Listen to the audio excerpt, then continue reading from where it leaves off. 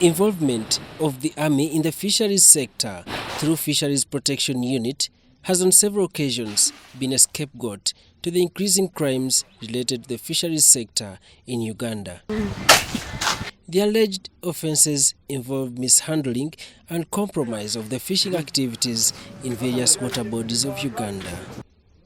This follows cries by several stakeholders in the fishing sector, which also witnessed the Speaker of the 10th Parliament, Rebecca Altwala Kadaga, ordering a halt on the FPU operations on Ugandan lakes in 2019. In the recent political season, several politicians, including Forum for Democratic Change former presidential candidate Patrick Oboy Amrit, were seen criticizing the Army involvement in the fishing operations. You are claiming the fish is undersized, but it is found on the market.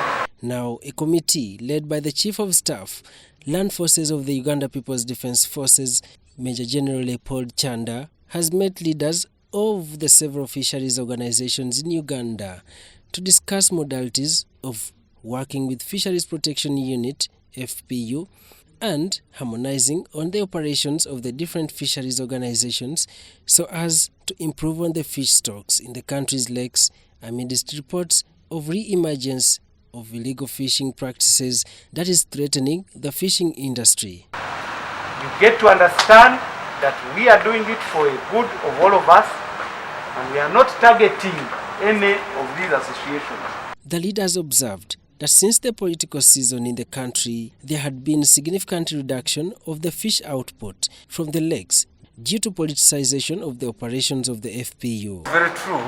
There has been a bit of laxity, and as I talk, by the way, there's a number of small canoes have come back, and a number of bad gears have come back. But now that we have talked all about that one, and the General has assured us of full participation of FPU, I think we are going to go back to our levels of the November, October, and August. So, FPU and all the fisheries organizations were tasked to step up on their operations to arrest the deteriorating situation, but cautioned to act within the law at all times. So we encourage and ask the Fisheries Protection Force to intervene and stop this trade in immature fish to save our resource. Major General Chanda promised the leaders that there were arrangements to make in-depth investigations on not only the capital offences raised, but on all the complaints registered.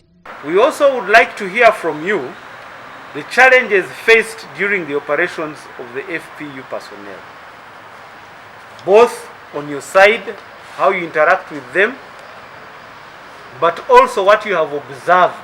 What are the limitations? What are the challenges that the FPU personnel face? How your associations intend to continue supporting FPU operations, and how you wish to be supported by the government.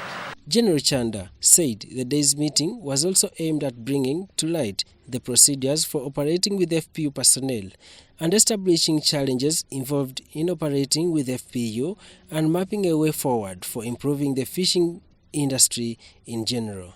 Of course, as we carry out our investigations, we shall interact. Daniel Mugoya, UBC News.